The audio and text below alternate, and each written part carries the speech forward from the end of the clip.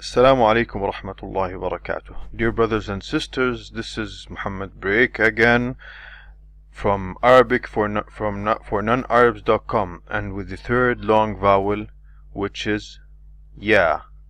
The letter ya, when it's a long vowel, as we have known in wow, that it can become the symbol of a wow can be a form of a long vowel or a form of a consonant, as we will see in the coming classes and the coming weeks. Now, one might ask, why are we saying vowels and sounds? Because this course is called Arabic Sounds. It's an advanced course, and whoever did not take a basic course should not follow this course. He should go to the basic course and he should be practicing the letters from the beginning, the names of the letters. He doesn't have to go very deeply into the sounds and the phonetics of each letter and the representation of the letter in word, and when it is it pronounced as a vowel and when is it pronounced as a consonant, and so on. Because in the basic courses we take this all grouped together and it's easier for the beginner. Now, why do we call it ya? This is the name of the letter. The name of the letter is ya. But is this the way it's pronounced? No, it's not. It has different pronunciations depending on how is it in the word, or the conditions that are surrounding the letter or surrounding this specific symbol to make the specific sound that we need. Okay? As we will see that there are specific conditions for this symbol to represent the long vowel ya, which is, when we say the long vowel ya, we mean the sound of a double E in feel. Okay? Now, the sound of a double E in feel is E, okay? But the name of the letter is E and E. It's a double E. So the name of the letter here is ya. But is this the way that ya is always pronounced in a word? No, it's not. It depends on the circumstances surrounding the letter in the word. Now, oh my God, again I'm making mistakes.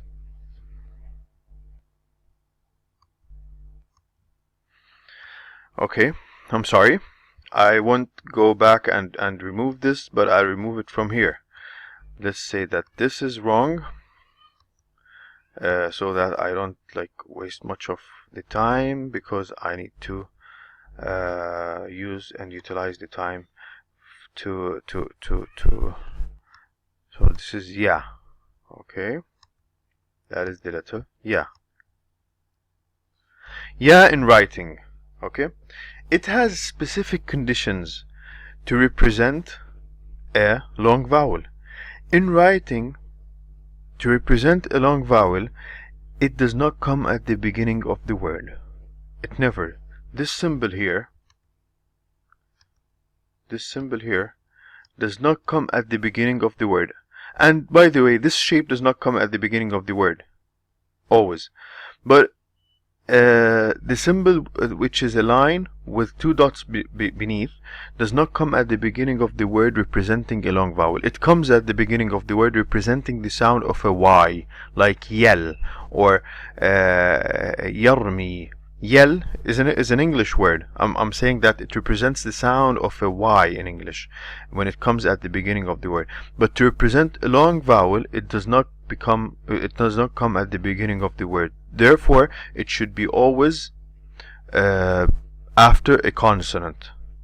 Second condition is the ya should not be accompanied with any other short vowel above it, such as the fatha here. You remember the fatha? We studied the fatha in the first week when we spoke about the alif. Okay, the fatha here makes the ya just like the y in English. Yard, for example, yard in English is what? Is a y with the a. It makes the sound of ya. Okay, and here it makes the sound of ya, for example, or in this word here, it's yarghab. So it's not the sound of feel. It's not e. It's not like murib, ri, qi, fi. Ri, ri. See? This is the sound that we want. This is the sound that we want to represent. So, condition number 1, it does not come at the beginning of the word. Condition number 2, it is not accompanied with any other short vowels. And this is a soundy condition. Why? Because in modern text, and not in ancient text, not in the Quranic text that we have today, because the Quranic text that we have today is a combination between modern writing text and the old text. Okay, they have the old text there, the tradition, the ancient text, they have it there, but they have added some things that can clarify the writing more and more. Okay, but they have not changed any of the ancient type of writings, but they have added things to the ancient type of writings. Okay, here it represents the sound of ya. It doesn't represent the sound of yi, because it has what? It has a form of a short vowel above it. Okay, when the letter is not accompanied with the sound of a short vowel, they represent that with a small circle above it, and they might not write that small circle. Okay, so as I've said, these are soundy conditions. Sometimes they are there, sometimes they are not there. But once you listen to the word, to someone saying yarghab, you will know that this ya, yes, ya, is not a long vowel. It is a representation of a consonant which is equal to Y in English. Y, the letter Y, which is this. Sorry, what is it? Which is this? This letter here in English. Okay. Now, this is how a small circle looks like. This is how the small circle looks like above the letter. This indicates that this letter does not have any short vowel. Any sound of a short vowel. It's without short vowels. Okay. The consonant before, this is condition number 1, condition number 2, condition number 3. The consonant before it should be accompanied with the sound of E. Okay, a kasra. Because what is the long vowel ya? It is a stretched kasra. It is a stretched E. It is, you say E and E. It is a stretched E. So the sound of an E should be there in the consonant before it. Okay, so you will find that the consonant before the long vowel, before the long vowel ya, should be with a kasra. It's either in the sound when you pronounce it, or even in the writing. What is a kasra? It's a small slanted line beneath the letter, beneath the consonant. Like for example, fi. You will find that the letter fa has what? Has a kasra below it, beneath it. And even if this kasra is not written, it is pronounced. Okay, and it is unaccompanied with the hamza symbol. Now, one might say, okay, these two examples here, they don't have two dots beneath them, so I know it's not a ya. But I say that in the ancient text, it's written without dots. Okay, in the modern text, yes, it's written with dots, so you don't have to worry about that. This is read whenever you see the hamza over a waw, or over an alif, or over an alif, or over a ya. You pronounce this as a hamza. You just neglect this. This goes to some other reasons of morphology. We will not study it right now, but why? Because for example, we say muqri, to indicate that before this hamza we had a kasra. Okay, we write it on a ya, and so on. In the ancient text, they used to have, they didn't have the form of a hamza. Okay, they used to represent the hamza either by an alif, or by a waw, or by a ya, or by nothing. Then in the modern text, they represented the symbol of a hamza, and they started writing the hamza over the alif whenever the alif is representing a hamza, and over the ya whenever the ya is representing a hamza, and over the waw whenever the waw is representing a hamza, and on the line whenever the hamza is not represented with any other symbol. Okay, in the ancient text. In the modern text, they put two dots beneath the ya. Okay, in the ancient text, in the modern text, they put 2 dots beneath the ya. So whenever you read in the modern text, the modern books, you will find 2 dots beneath the ya. Now, let's go to the other slide here, where we will start exercising. Okay. Does the letter in red represent the long vowel ya? Let's start with it. مضي مضي. Let's see here. First of all, this is the letter here we're looking at. Okay, excellent. What is wrong with this letter? It's not at the beginning of the word. Okay, that's rule number 1 met. Before that, we have a consonant, and this consonant has a form of a short vowel, small slanted line beneath the consonant. So this is another condition met. There is nothing, no vowels, no short vowels above this ya here, and it is not accompanied with a hamza. And here one might say, yes, there is a hamza here, I can see it. Okay, but this hamza is not above the letter. I've said if it's above the letter. Okay, and this is a form of a hamza, as we have said, that when the hamza is not represented with nothing in the ancient text, it is represented on the line in the modern text. Like if it doesn't have a representation in the ancient text, it is represented on the line. It is written on the line. As we said, this symbol is a new symbol. Okay, so how do we read this? مضي مضي مضي. See, it makes a sound of fi, e in English.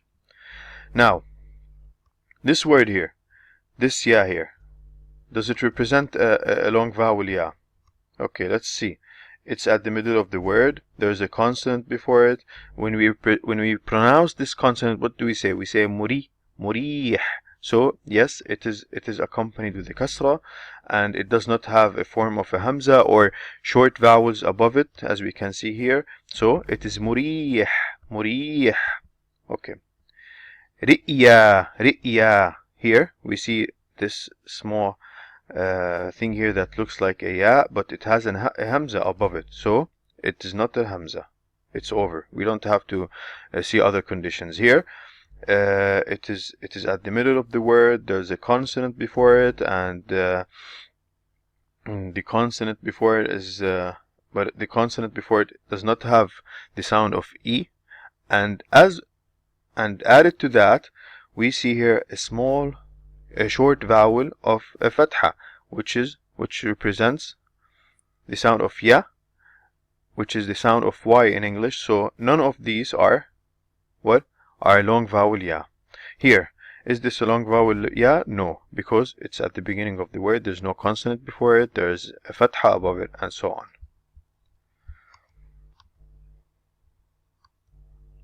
Okay, let's go to the other slide here. Now, in text, a ya is written either at the end of the word, and this is how it looks like. In the modern text, as we said, it is with 2 dots. In the ancient text, it is not represented with dots. As we see here again, it is with 2 dots at the end of the word. In the middle of the word, or at the beginning of the word, and we said a long vowel ya does not become at the beginning of the word, but the symbol ya does come at the beginning of the word when it represents the sound of a y in English. But in the beginning and the middle of the word, it is represented with this shape. Okay, this shape here and this shape here. Let's practice again.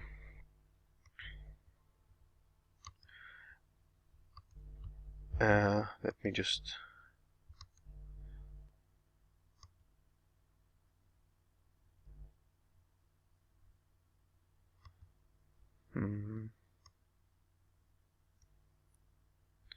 okay, let's go. Here, let's look at this first here. Is this representing a long vowel ya? Sorry. No, it's not. It's at the beginning of the word. There's a dhamma here over it, and it is not after a consonant. This, does it represent a long vowel ya? Yes, it does. It's at the middle of the word. It has a consonant before it. This consonant has a representation of a kasra, which is the daughter of the ya, and it doesn't have any form of short vowels above it. Okay, let's go now.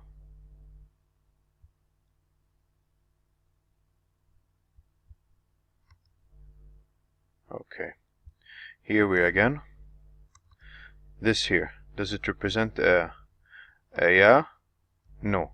As we have just said about the ya here, we just say about the one here, yu'id, and this is just like the one in yurid. Okay, yaftari here, yeah, this is at the beginning of the word. No, it's not a long vowel. This, yes, it is, because it's after a consonant, which is the ra. The ra here is the consonant. It represents the letter R in English, and it is after and it has the sound of ri, yaftari, and it has two dots as in the modern text. And what else? What can we add here?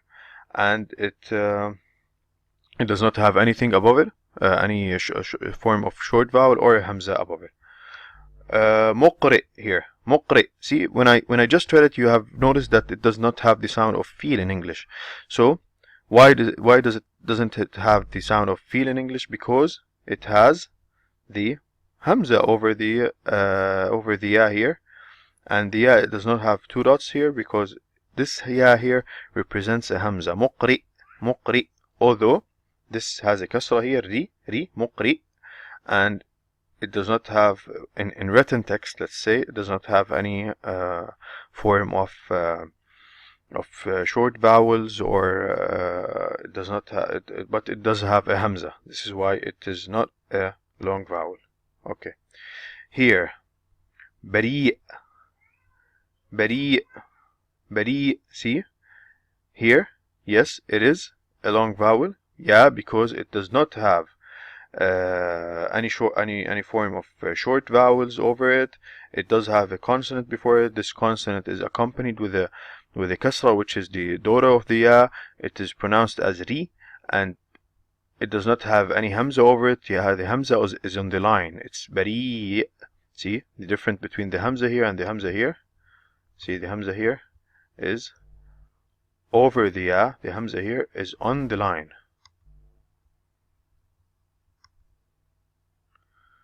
Okay, let's go to the next slide. Now, how is ya pronounced, or how is it heard? The long vowel ya. I'm speaking about the long vowel ya. Please do remember that the first 3 weeks were about long vowels. The alif is a long vowel. The waw, we only explained it when it's a long vowel. It's not a consonant. Okay. When it's a consonant, it has the sound of a W in English. And the ya, we have explained it as the long vowel and not as the sound of a Y in English. Okay? So it makes the sound of feel in English. Okay? It comes after, as we said, this is a consonant before it, a kasra on the beneath the consonant, and the ya comes here with two dots with no short vowels or hamza over it. Above it. So the hamza is after it. It's on the line. This hamza is on the line. It's not, if it's above it, it should be here. Okay? Now, when we pronounce the ya, the air comes out of the airstream comes out of the lungs. It passes by the vocal cords, and the vocal cords start vibrating, making the sound of okay? Now, what is the difference between the ya and the sound of is that we raise the middle of the tongue here, okay, and we do bend the downer lip, okay, to make the sound of e. In Arabic, whenever you pronounce the sound of a long vowel ya, do not say for example fe. No, you don't say fe, for example, like face. No, you say fee. And how do you master this? You master this by bending down the downer lip and raising up the middle of the tongue. The middle of the tongue. You say feel. You say يضيء. You don't say يضيء. يضيء. Okay? Because this sound, يضيء, it does not come, of course, in this word, but it comes in other words, in other dialects in Arabic that we will not study right now. It's very advanced. Don't just care about it. I just mentioned it for you to know that these sounds do exist, but it's not in the dialect that we're learning now. Okay? Now, a conclusion. Yeah, it's not yes, I'm sorry. I'm gonna just... This is... Yeah. Yeah is the third long vowel in the Arabic alphabet. It represents the sound of a double E, as in feel. In the modern text, as a long vowel, ya is always at the middle or end of the word. Okay? In the modern or ancient text, a long vowel ya is always at the middle or the end of the word with two dots. Yes, this is the difference between the ancient and the modern text, that in the modern text now they are presented with two dots beneath the letter, while in the ancient text and until now in the Quran it's represented without two dots under it, beneath it. Okay? While it is unaccompanied with the following symbol above it, which is the Hamza symbol. We said the Hamza symbol is a new symbol that has been represented after the ancient text, and this Hamza does not is either represented by an alif or a waw or a ya in the ancient text, or represented with nothing at all. But the Arabs, when they see the word, they know that this word has a Hamza, and they pronounce it with a Hamza. Okay? Now this Hamza here,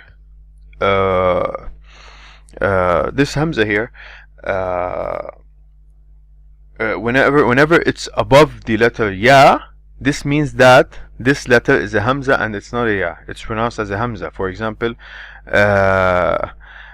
muqri, as we said. While it might be accompanied with a small circle sign as this. We said that the ya, the long vowel ya, might be accompanied with a small circle, indicating that it does not have any form of short vowels. Okay? Moreover, the letter before it should be accompanied with the sound of a kasra. We said that the letter before it, for example here, the letter is fa, the letter before the ya is fa, it should be accompanied with the sound of a kasra, and I didn't say a written kasra, because sometime when you're reading you won't find the kasra, but it is pronounced. Okay, so it is yafi, yafi, yafi, fi, it's not yafi, yafi, fi, it's like double E in feel. Okay, that's it with today, and good luck, and I wish you all the best in your days and the best education. And if you have any questions, please do not hesitate to contact me and ask. This is why this course is there. It's interactive. You have my WhatsApp. I'll be answering your questions, as I'll be dedicating some time on Thursday to answer the questions. So try to put all the questions before Thursday, so that when I start answering the questions, I answer all questions. Okay?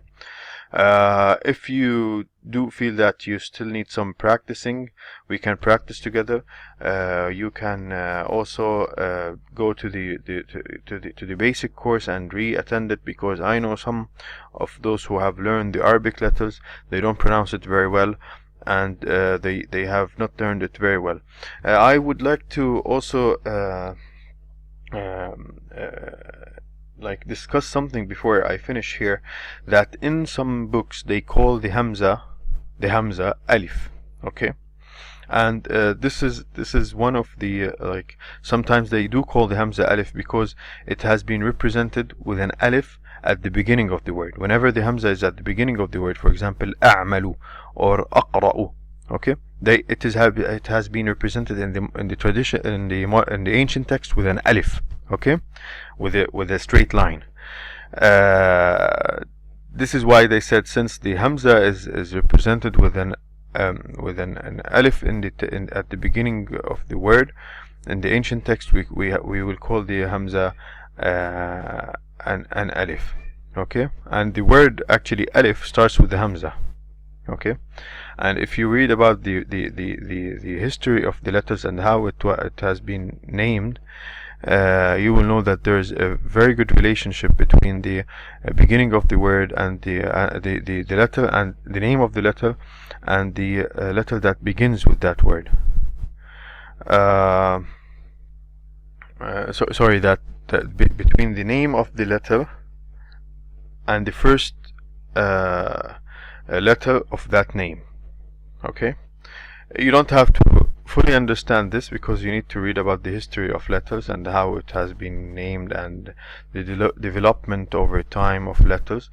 But for some reason I wanted to mention this because some of you might say, no, this is not an alif. This is, for example, they might say this is an alif. The first letter in the alphabet is an alif and it's pronounced as a, for example. And we have said that we do not want to mix these two together, and we want to learn that this symbol, the long straight line, is an alif, and it is it presents only the long vowel, and if it's combined with something else, then we will call it a hamza, or we will call it this or that. Thank you very much, and assalamu alaikum wa rahmatullahi wa barakatuh.